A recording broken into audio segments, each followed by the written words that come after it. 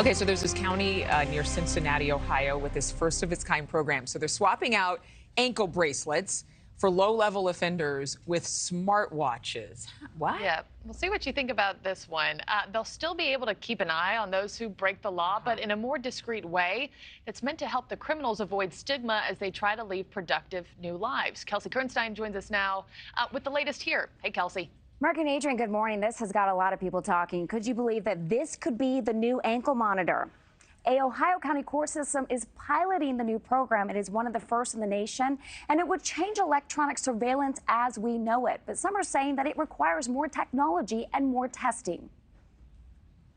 I think it's just natural for people to want to not be looked at as a criminal. A judge in Ohio's Warren County is at the forefront of efforts to help criminal offenders reintegrate into society using a device called the Very Watch, similar to a smartwatch. It replaces the clunky, often uncomfortable ankle bracelet with a smaller, less conspicuous option, while still being able to track a person's movements 24 hours a day, 365 days a year. Warren County Judge Robert Peeler calls the technology a game changer. Our goal is to remove the obstacles to recovery.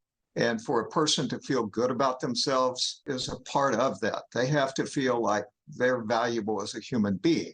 And to have this scarlet letter on them is a problem.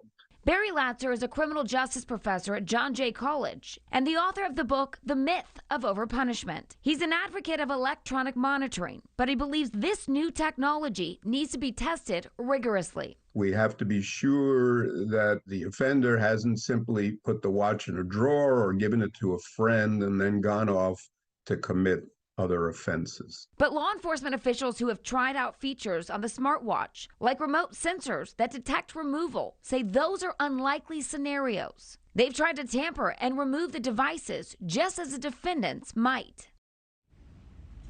It is unclear at this time whether other states will consider a similar program. Judge Peeler, very on board with the program, says that others will catch on to this trend.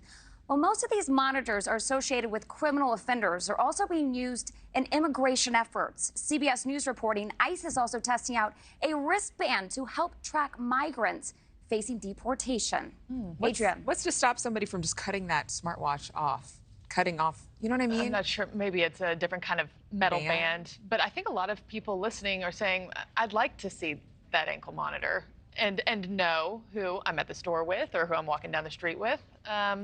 So I think a lot of polarizing opinions on what to do there. I don't think everybody's saying, woohoo, let's take away the stigma from criminals. You know what I'm saying? I think there's people who are thinking maybe that would help you not to do another crime, not to commit another crime because you don't want to have that ankle bracelet on you.